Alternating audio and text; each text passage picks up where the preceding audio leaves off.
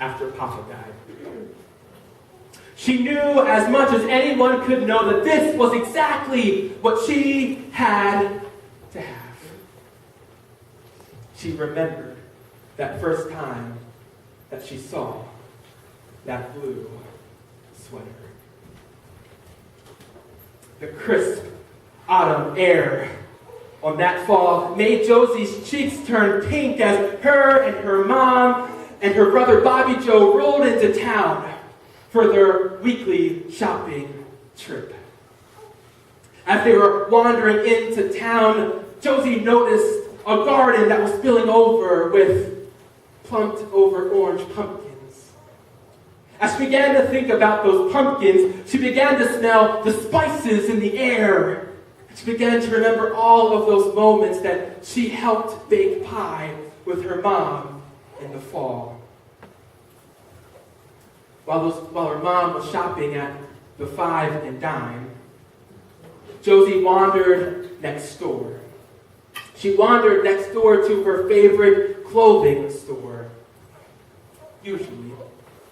Usually Josie was satisfied by merely looking at the window display.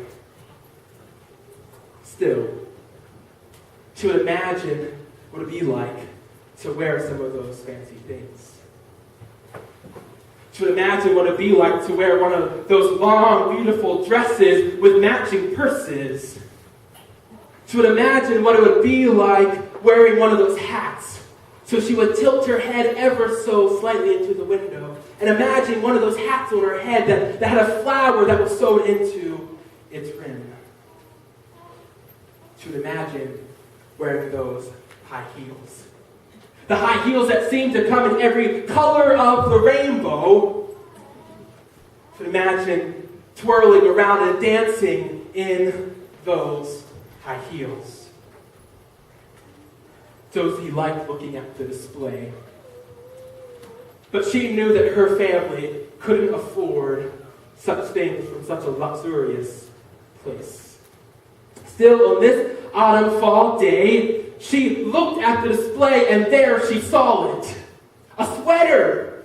Blue as the summer skies, blue as Josie's eyes, the prettiest blue that she had ever seen.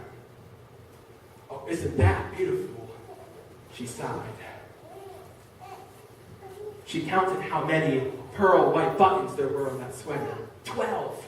There were 12 pearl white buttons that went down the middle. She put her hand out towards the display window as if she could touch it, touch the softness of this blue sweater. Every week when her mama and her brother Bobby Joe would head into town, she was sure to walk past this display window yet again to see the sweater that she wanted. "Mama," Josie said one morning in the kitchen, "I know what I want for Christmas." Mama was rolling the dough with those wooden roller pins, and she was rolling the dough, a huge mound of it, rolling it down, and without skipping a beat, she said, "Well, what will that be, Josie girl?" Oh. There was that nickname, Josie girl. That nickname that her papa had given to her. It was a special name that only Papa used with Josie. Papa would give her this name while they were doing chores together. He would say things like, "Josie girl, get that bucket for me." Or, "Watch out, Josie girl, or you'll end up swimming with the hog's food." But when Mama used it, didn't feel too right. So Josie went on to tell about this gift. "Mama, do you remember seeing that blue sweater at that fancy dress store? That is absolutely what I want to have. It's the most beautiful thing I've ever seen. And Mama, if you buy me this sweater, I promise to never ask for anything else ever again." And without missing a beat, Josie's mom stopped, and Mama said, Don't be making those promises that you can't keep, Josie girl. Josie quickly said, Mama, I promise. This is absolutely what I have to have for Christmas this year. Mama dusted off the flour from her hand. She looked in the eyes of her young daughter. Said, Josie, we can't afford those type of things. Papa has died this year. Christmas will not be the same. And the depression is happening. I can barely keep up with the farm, yet alone to put food on the table. Rolling a little harder this time with that rolling pin.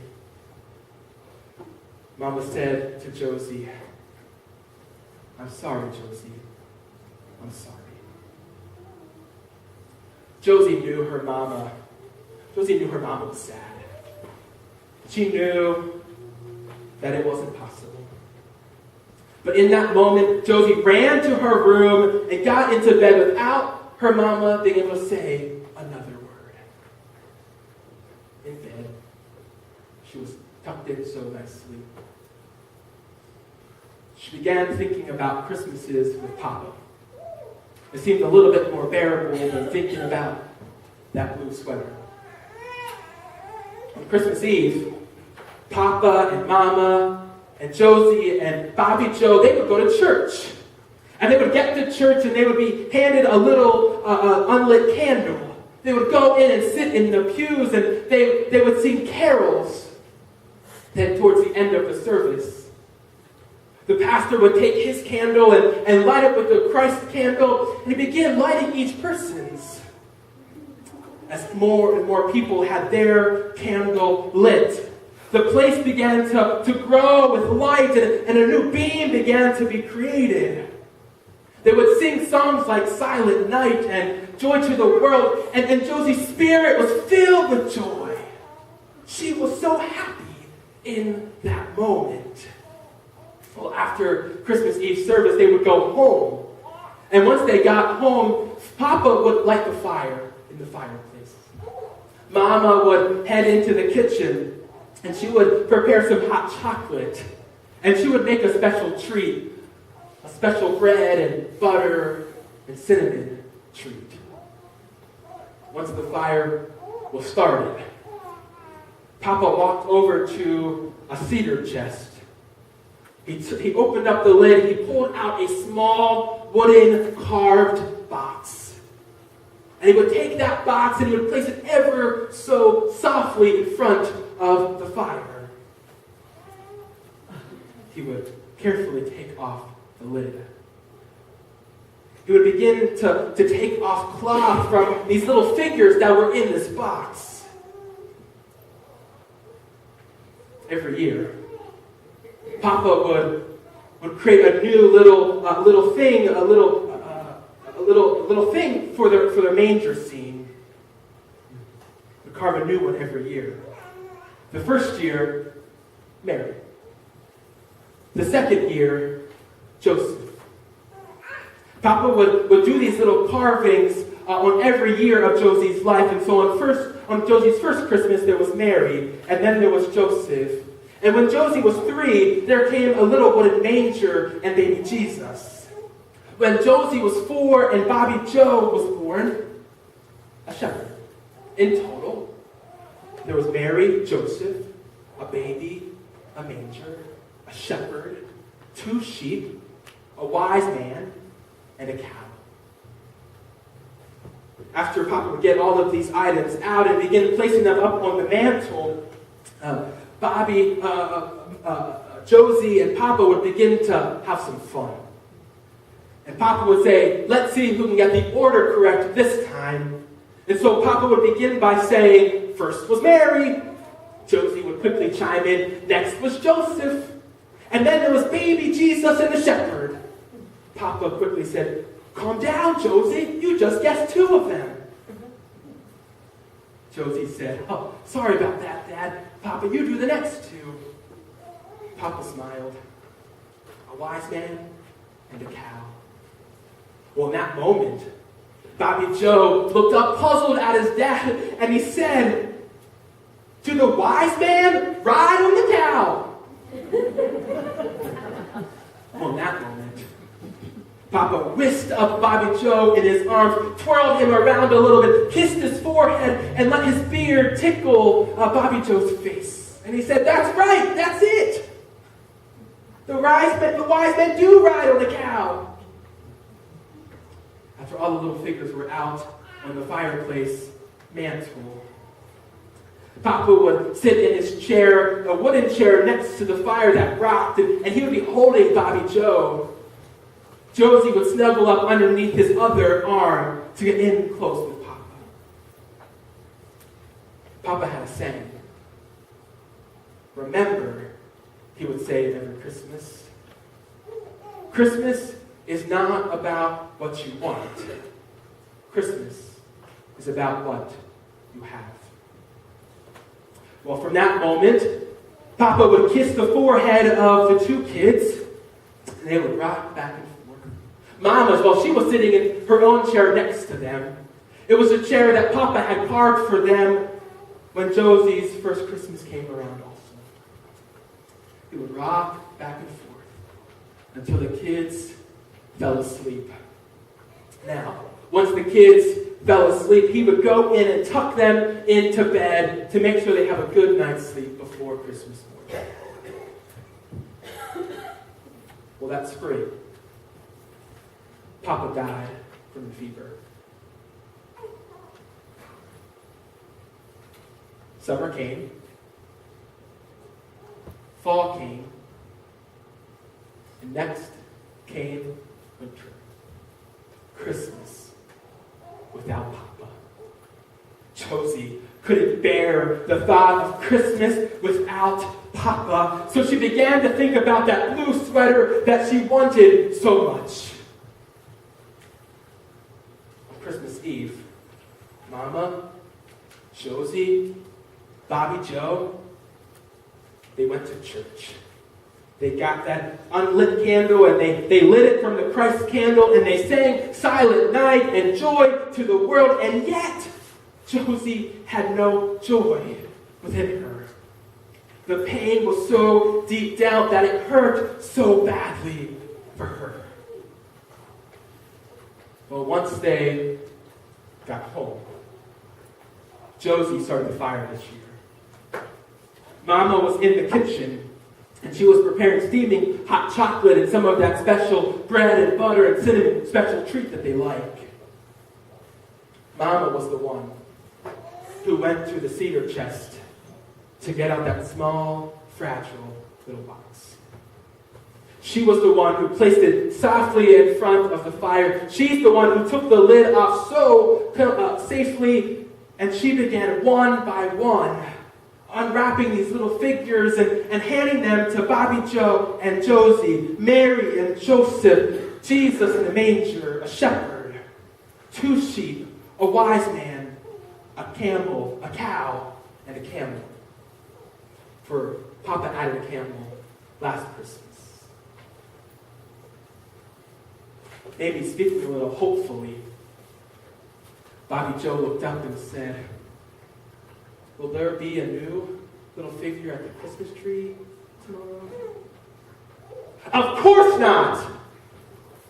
Josie responded in a snap. But then she quickly saw the face of her little brother. So she went over, put her arms around him, in a soft, tenderly way, said, "No, there won't. There's 9 of them now, and there'll only be 9 in the future. There will be none by the tree tomorrow, and there'll be none ever again." Mama sat in Papa's chair that night, had Bobby Joe in his arms, and she said, "Remember, Christmas is not about what you want. Christmas is about what we have." Bobby Joe snuggled up a little closer to his mama. Yet Josie sat still next to them. Mama and Bobby Joe, they fell asleep. And Josie, she laid in bed awake. A full blanket around her, trying to hold back tears. She whispers, "What is Christmas all about?" It's not about what we want. It's not about what we have. It's about who's missing. That's what Christmas is all about. So Josie got out of bed. She wrapped a blanket around her and a shawl, and she tiptoed down the stairs.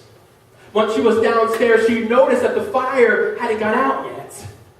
So she took a poker stick and she poked some of those logs. When she poked some of those logs, the embers flew up like fireflies into the chimney.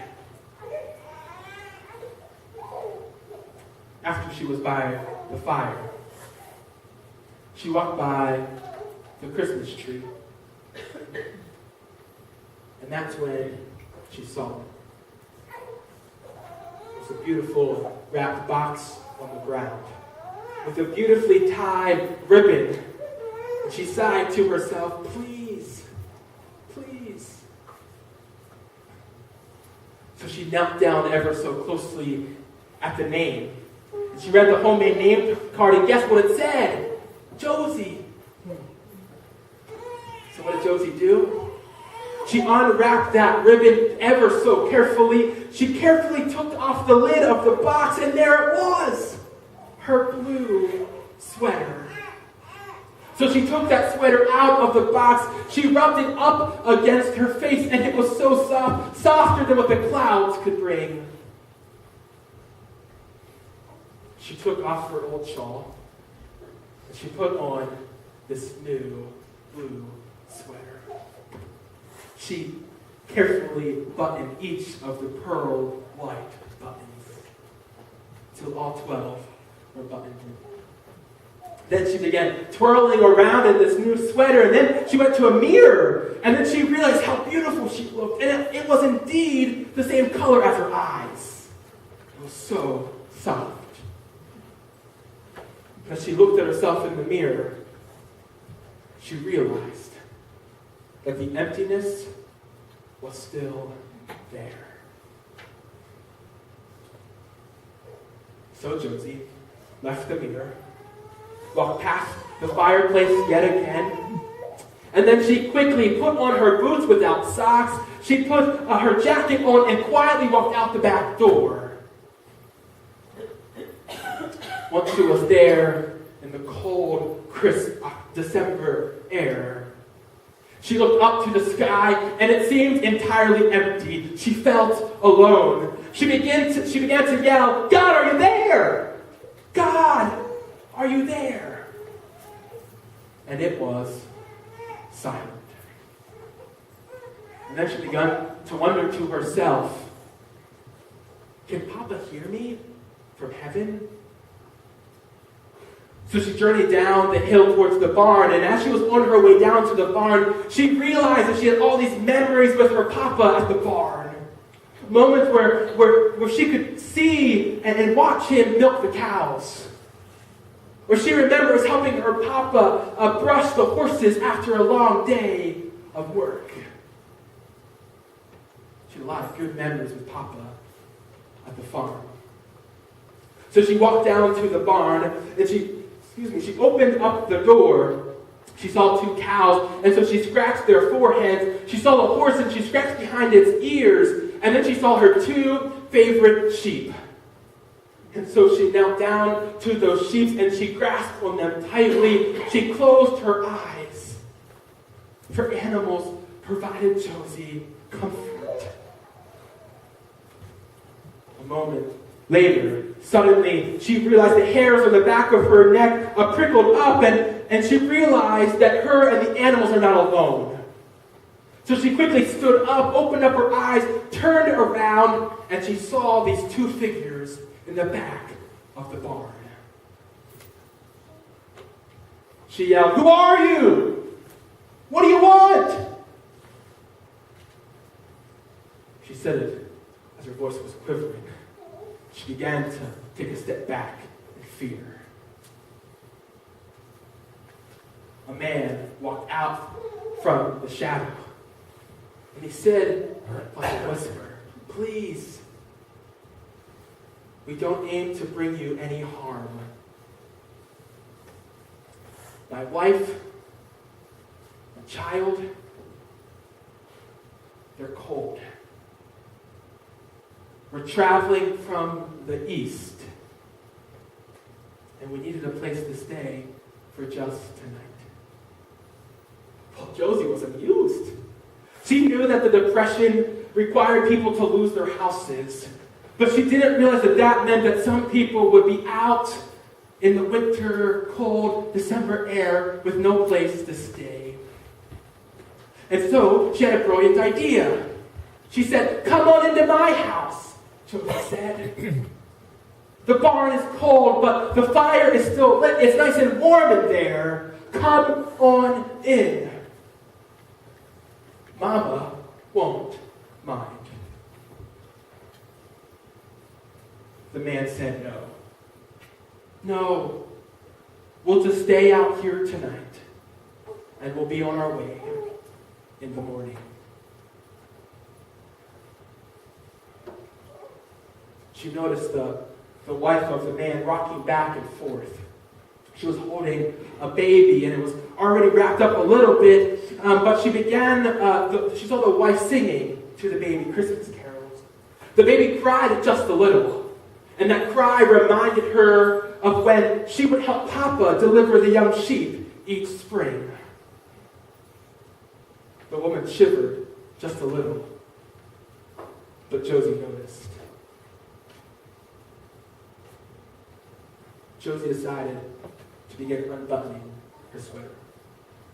One by one of those pearl white buttons. She unbuttoned her sweater, took it off through her arms, felt it up against her face one last time, and handed it to the woman. "Merry Christmas," Josie said. "No, we can't take this," said the man, "but we have nothing to give you in return." Josie said, "That's okay. Merry Christmas anyway. For Christmas is not about what we want. For Christmas is about what we have. That's what my papa always told me." The man nodded his head with a gesture of thanks. The woman began to wrap up her baby in the blue, beautiful sweater to keep it nice and warm. Josie left the barn, headed back up to her house, and on her way back up, she paused for a moment. She turned around and looked up in the sky. And this time, the sky didn't feel so empty. With a simple voice, she said, "Thank you, God." And Josie didn't seem too bothered by the cold weather this time. And so once inside, she stood by the fire. And she began looking at the little figures that were on their mantle. Mary and Joseph, Jesus and the manger, a shepherd, 2 sheep, a wise man, a cow, and a camel. So she took off the baby Jesus from the mantle. She rubbed it up against her face, and she closed her eyes and sniffed the wood. And as she began to sniff the wood, joy would come upon her. She remembered all of those Christmas mornings that her and Papa and Mama and Bobby Joe would wake up, anticipating what would be that new figure in their nativity set. But quickly, it felt like Josie's heart had stopped. She realized that she told Bobby Joe something wrong that day. She told Bobby Joe that there would be no new little figures bowing down to Jesus in the manger on Christmas. "It's my turn," said Josie. So Josie put back the little Christ figure. She put her old shawl back on, wrapped up in a blanket, and sat on Papa's chair next to the fire. And she began to pray. Dear God, thank you for Jesus. Thank you for Christmas. I nearly missed it, but I'll never do that again. I promise. Amen. Joy. Deep joy overflowed inside of Josie. She couldn't wait for Bobby Joe and Mama to wake up that next morning on Christmas morning. She couldn't wait. But as she sat next to the fire, wrapped up on Papa's chair, rocking back and forth, back and forth, Josie remembered what Papa always said. Remember, Christmas is not about what we want. Christmas is about what we have. Christmas is not about what we want, but Christmas is about what we have. What we have deep down in each one of us. That can only come from God. That can only come from baby Jesus.